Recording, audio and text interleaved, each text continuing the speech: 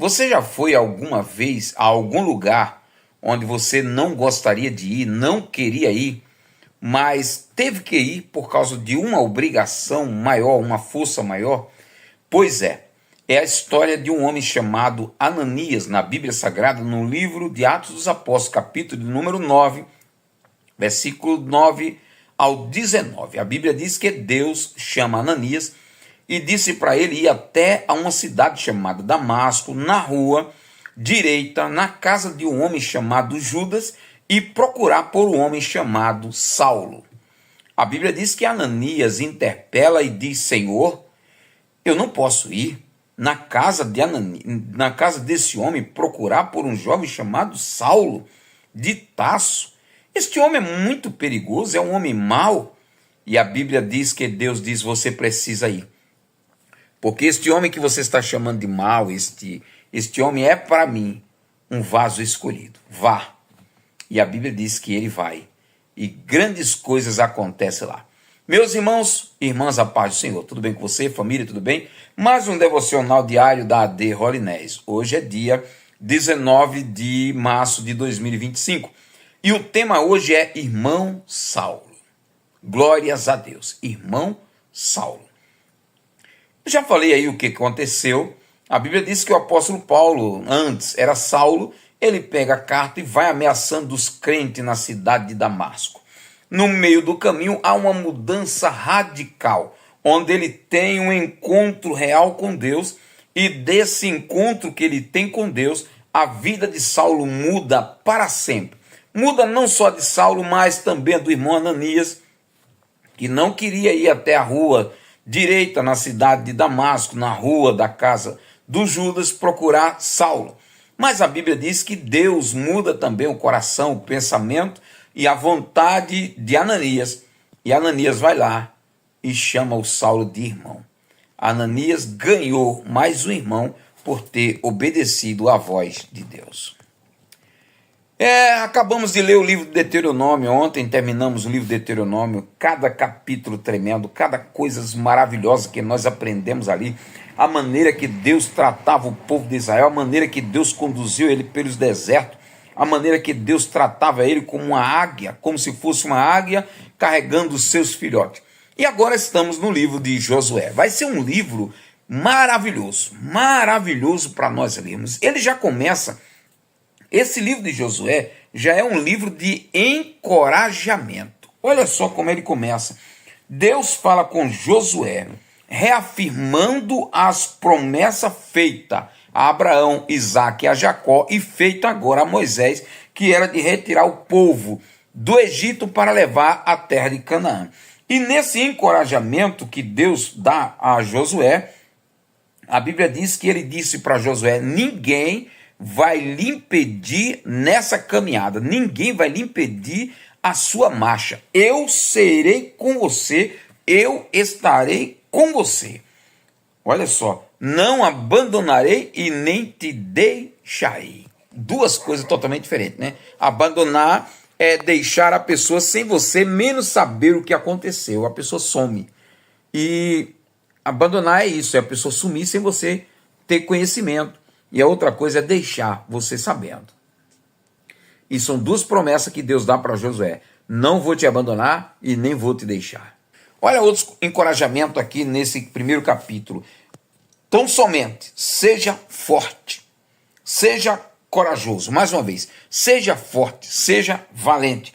E de novo, seja forte, seja corajoso. Não tenha medo, não desanime, obedeça. Que coisa tremenda. Aí o capítulo número 1 termina com Deus confirmando o chamado de Josué. Todos os líderes de Israel se reúnem e diz: Josué, que Deus seja contigo assim como foi com o seu servo Moisés. Todos nós vamos te ouvir, todos nós vamos obedecer o que você falar. E qualquer homem que desobedecer e que não te ouvir será morto. Que confirmação tremenda, né? Partindo aí para o capítulo número 2, Josué manda 2 homens para espiar a terra de Jericó. Lembre-se que antes Moisés havia mandado 12 espias. mas só 2 deles trouxeram palavra de encorajamento, que foi Josué e Caleb. Agora, Josué, tendo um entendimento diferenciado, né, ele diz: eu não vou mandar 12, vou mandar somente 2. Mandou 2. Os 2 espias foram. A Bíblia diz que quando eles chegaram lá, houve uma denúncia: olha, tem os espias do povo de Israel estão aqui. Aí a Bíblia diz que eles foram amparados por uma prostituta. Que livramento, né? Deus coloca lá uma prostituta no caminho deles, eles vão para casa da prostituta, ela guarda ele e protege ele. Aí eu achei alguns pontos aqui muito interessantes na casa daquela prostituta. Vamos primeiro falar o nome dela: Raabe. E sabe onde ela entrou? Na linhagem de Cristo, ou seja, na família de Jesus havia uma prostituta. Prostituta. A família de Jesus não era perfeita. Só Jesus era perfeito, a família dele não. Assim como a minha família não é perfeita, a sua família, a sua, que você está ouvindo aí, a sua família também não é perfeita. Não espere perfeição da sua família, dos seus filhos, da sua esposa, do seu cônjuge, porque nós não somos perfeitos. Muito bem, mais uma coisa que me chamou a atenção, sabe o que é? Que Jesus havia dito para os fariseus, Jesus havia dito para os mestres da lei: olhem, a prostituta, as prostitutas entrarão no reino do céu na frente de vocês. E está aqui, ó.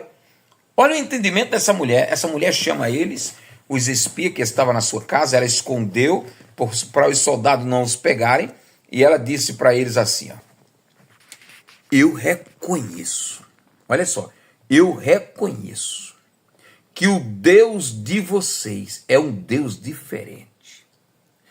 Todos nós dessa cidade de Jericó estamos morrendo de medo, porque nós ouvimos da fama desse Deus, nós ouvimos o que esse Deus fez lá no Egito, como vocês atravessaram o Mar Vermelho, nós ouvimos dizer o que vocês fizeram com Seom, com Og, né, com o rei dos amorreus.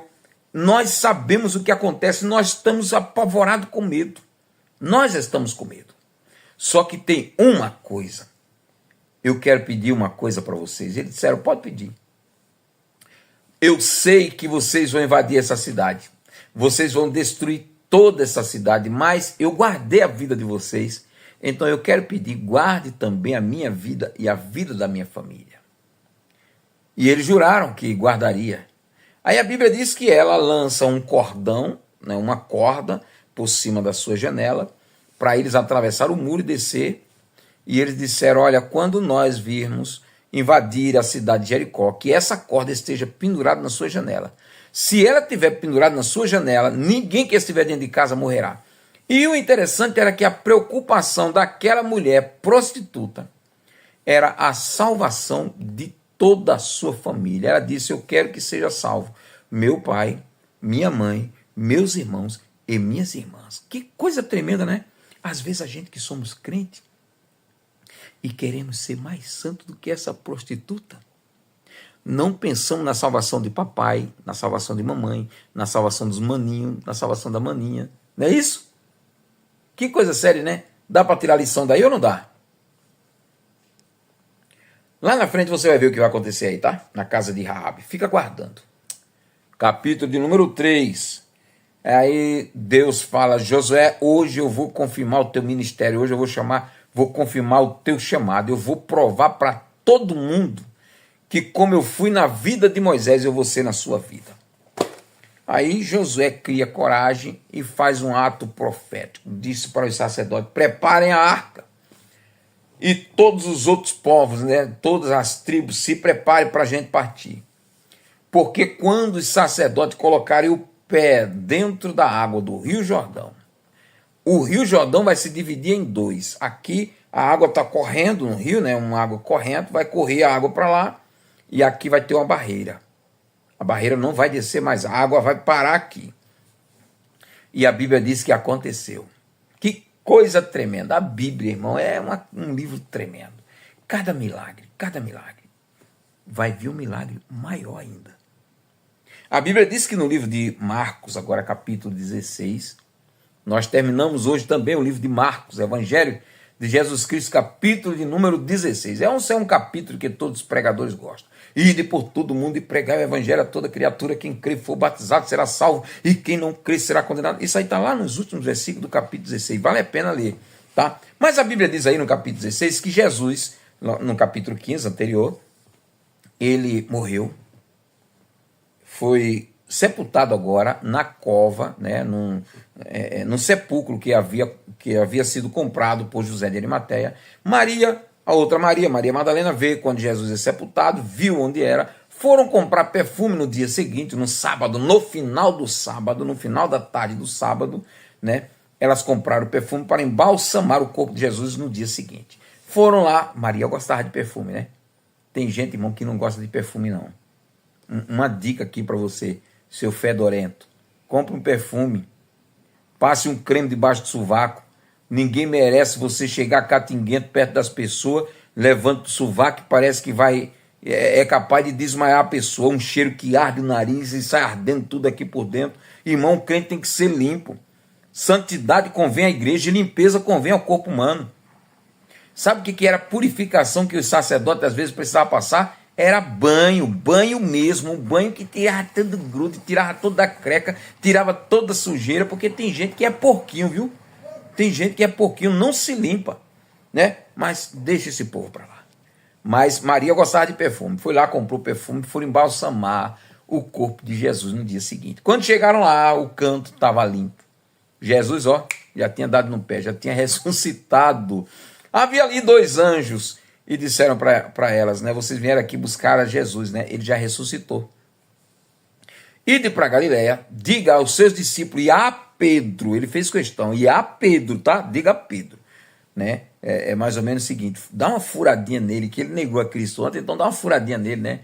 Diga aos discípulos e a Pedro que ele ressuscitou e ele vai até Galiléia. E lá o vereis. E a Bíblia diz que ela conta isso para os discípulos, eles não creem. Mais tarde Jesus aparece para mais 2 discípulos lá no campo, eles também não creem. Aí quando eles creem, eles correm e contam aos discípulos, os discípulos não creem. Mas a Bíblia diz que mais tarde Jesus aparece para os 11. E para aqueles 11 que eles apareceram, ele deu uma dura advertência. Por que vocês não creram? Por que vocês não criam nas Escrituras? E finaliza aí o capítulo de número 16 do Evangelho de Jesus Cristo, São Marcos. A Bíblia diz, aí eu vou finalizar isso aqui. Aqueles que crêem nele falarão novas línguas. Mas para falar nova língua, das duas uma. Se for língua espiritual, só se aprende através do Espírito Santo, sendo por ele batizado. Agora, outras línguas, você pode entrar numa escola aí, numa faculdade, e ser um autodidata, e amanhã ou depois estar lendo. See you tomorrow.